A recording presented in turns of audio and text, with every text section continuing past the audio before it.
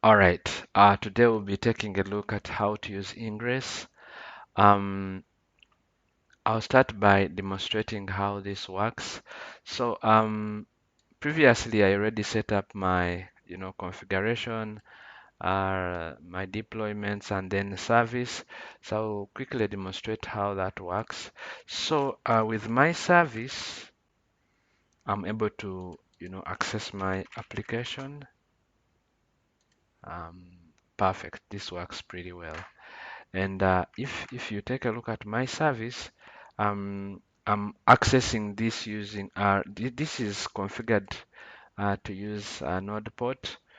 So this is the IP of the node, and then this is the IP exposed by the node. But we also have an external IP, if I may say. Kubectl get service, boom. So oh, so I also have this cluster IP, and um, I can still access this uh, with port 8000. Yeah, the reason that is possible is because on this service I'm exposing port 8000. Yeah, so I can access this in two ways, using this cluster IP on port 8000, which I'm basically exposing here, or we can use the node, the IP of the node, and then the port that is exposed by that node. So that's the whole idea of node port. So previously in my other video, I was using a load balancer here, a load balancer as a type, load balancer, sorry, load balancer, and I was using a minikube tunnel to kind of get load balancing locally with minikube. So that worked well, but now we are on to using Ingress. So what is Ingress? So Ingress basically allows, it exposes HTTP and HTTPS routes from outside of the cluster. So if we can see from the documentation, it also says that it is an API object that manages external access to the services in the cluster, typically HTTP. So Ingress basically allows you to route to different services. So I might actually have like 10 services, and with Ingress I can just Ingress allows you to set up like routes, and then depending on the URL you pass from your browser, that traffic can be directed to a matching, to a relevant service. So its config looks something like this. This is how I set up mine. Again, by saying ingress, I can just quickly get a template, and this is because I installed Kubernetes templates. Kubernetes templates. Uh, yeah, right there. So this is the kind. It is a Kubernetes component. It's a cluster component, so it's a Kubernetes component. So kind is ingress, and then the metadata, and then the specification. So this is the name of the ingress, and then we have rules. So we are saying that the host will be fedhr.com. So if I show you how this works again, uh, you see that if I come here and say fedhr.com, boom, it takes me there. So this is what is happening. I'm saying, and again, this is HTTP. So I'm saying the host will be fedhr.com, and then HTTP. So path, this is, slash.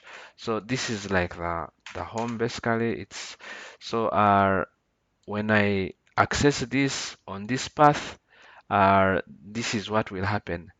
Uh, the service that will be accessed is this service, and then on this exposed port. So the service we are basically accessing is this service on the port on which it is exposed. All right. And like we already tested, that already works. So this is like the IP, the cluster IP, that we use to access the service, then on the exposed port. So basically, at that point, what we are doing is we are accessing this. Yeah, we are accessing this. So if this service wasn't running, this wouldn't also work, because at that point, it means we are accessing a service that wouldn't be working. But since it already works, then it means that once we access it here now, it will work. But for this to work, for this configuration to work, we have to change something in the etc hosts. So so we have to come here and change. So I'll say sudo vim etc.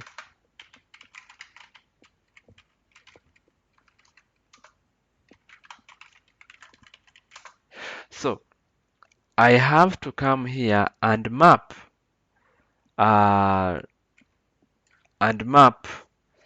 the node IP to this domain name, or to this name, that to this host name that I am specifying here. And again, this can be this. So again, we see two things here. Uh, we can access it by the node IP or by the cluster IP. So on this, I'm putting the node IP.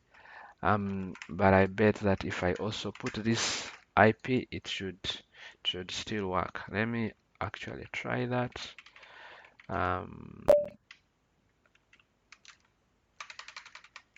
That is, try that.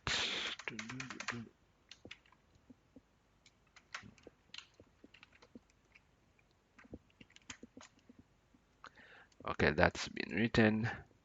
So if I come and say get ctl get ingress. Oh, okay. So let me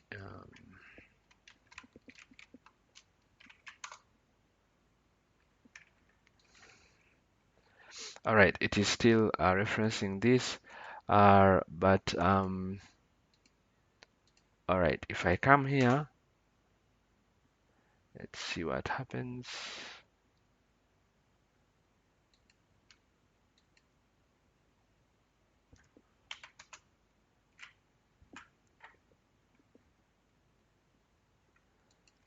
Looks like there is a problem with that.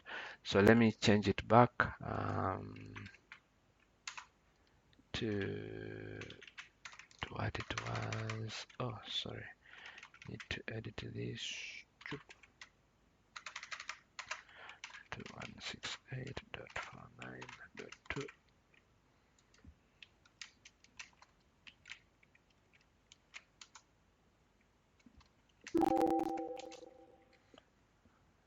Perfect.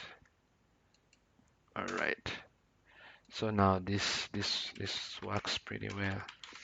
All right, so all we really have to do is to add the IP of the node. This is the node IP, and then map it to the name of the host. Yeah. So those are the simple steps, and just let me go through quickly how to enable ingress. All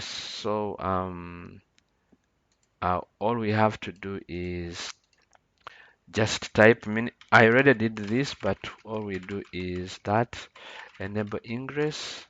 So for me, I really already enabled this, so this is what it says, enabled. Then for us to verify that this is working well. Now, one thing we have to note here is that on verification, this is uh, the verification. Now, for different, if you are using version 1.19 or later, you use this. If you are using 1.18 or later, well, then we use this. So in my case, if I'm to check my version of Minikube, I'm using 1.22, which is 19 and later.